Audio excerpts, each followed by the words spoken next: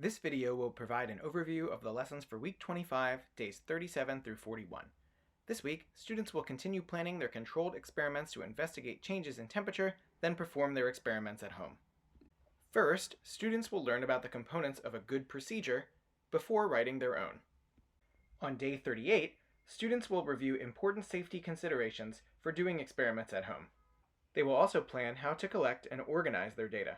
The following day, on day 39, students will learn how to use the I-squared method to analyze and interpret data so that they can accurately interpret the results from their own independent experiments. On day 40, students will read and annotate an article to review key vocabulary around the topic of changes in temperature. Finally, on day 41, students will put it all together, analyzing their experiment data and using science concepts and vocabulary to explain the results in a scientific conclusion. Let's go through the key points from each day, starting with the lesson for day 37. On this day, students will continue planning their independent investigations into changes in temperature by writing a procedure. Start by reviewing the definition of temperature, that is, the average amount of kinetic energy in a system. Students should be able to explain that the atoms and molecules that make up the person in the photo have, on average, more energy than the particles in the freezing cold water. Next, students should review their plans so far, explaining how and why they chose their independent, dependent, and controlled variables in their experiments. Slide 14 has a link to a helpful video about writing a procedure. Make sure each student's procedure contains a title, a list of materials, the actual step-by-step method they plan to follow, and, perhaps most importantly of all, a list of safety concerns and a plan for how those concerns will be addressed. A separate safety video is available for you and your students in the slides for day 38. After writing a procedure, students should consider how they will collect their data in order to create a data collection table in their student handout. In this example, the data collection table simply consists of two columns, one to record the manipulation of the independent variable, and one to record the measured resulting dependent variable. Each experimental group should be written on its own row in order to keep the results organized.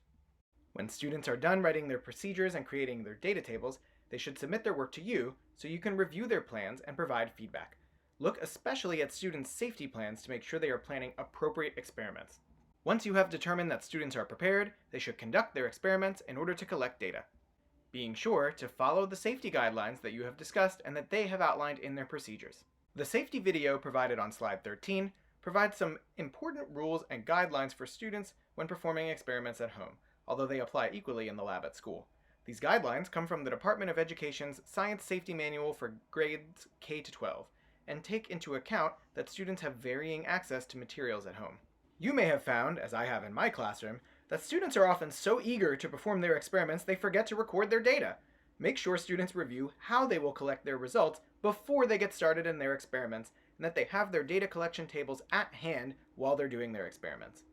Both for teacher assessment and class discussion purposes, students should record their experiments in action.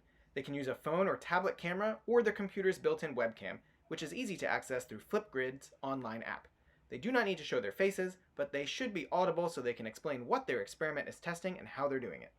You may have found, as I have in my classroom, that students are often so eager to perform their experiments, they completely forget that they've already planned it. Remind students to actually follow their procedure and especially the safety precautions they already outlined and addressed. Once students have performed their experiments and collected their data, they will analyze and interpret their data in order to draw a scientific conclusion from their investigation. Start by asking students more broadly what they found out from doing their experiments. It's likely they already have some conclusions. In this lesson, you'll help them base those conclusions in the concrete quantitative or qualitative evidence they collected during their experiments. Watching their classmates' experiments will also help students evaluate the success of their own. It's important for them to see each other's results, especially those who did the same experiment.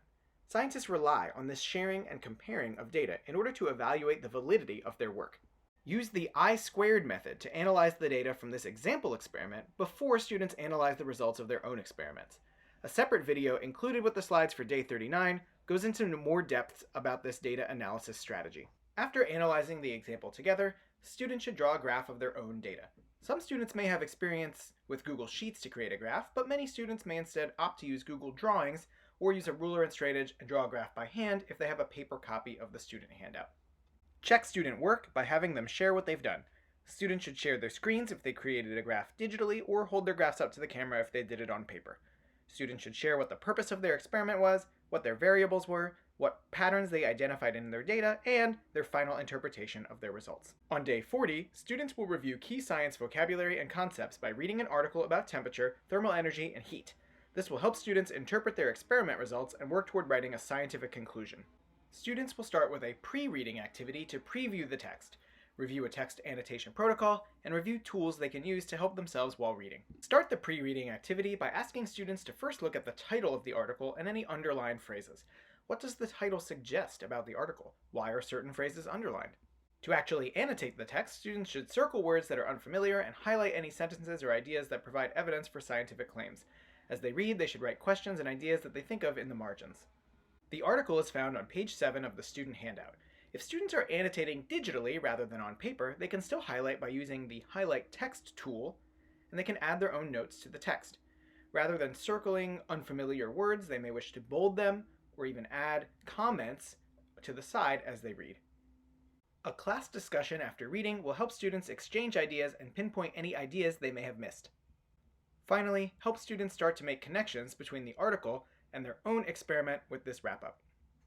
On day 41, students will end the week by writing scientific conclusions based on the results of their investigations and what they learned from the previous day's article. Review the example investigation about which containers can keep milk cold the longest, and review the I-squared method to analyze and interpret a graph of the results. Remember, another video is available with day 38 about graphing and the I-squared analysis strategy. Based on the data, it's pretty clear that the container the milk is in has a significant effect on its overall temperature, with the vacuum stainless steel carafe keeping the milk coolest for longest. At this point, stop to review key vocabulary. It's important to be accurate and consistent when using terms like temperature, thermal energy, and heat. Although we often use these terms interchangeably in our everyday lives, they have distinct scientific meanings. If you'd like, review the video from day 34, the previous week, outlining the differences between these terms. Assess student understanding of these terms by asking them to explain how the temperature of a marshmallow changes when held over an open fire. Here is one possible explanation a student might provide. The burning logs transfer heat through radiation and hot air currents rising from the fire, which is convection, which causes the thermal energy outside the marshmallow to increase. Thermal energy is also transferred throughout the marshmallow's interior via conduction. The increase in thermal energy raises the temperature of the marshmallow. Students might also recognize that the charring on the outside is evidence of this increase in temperature.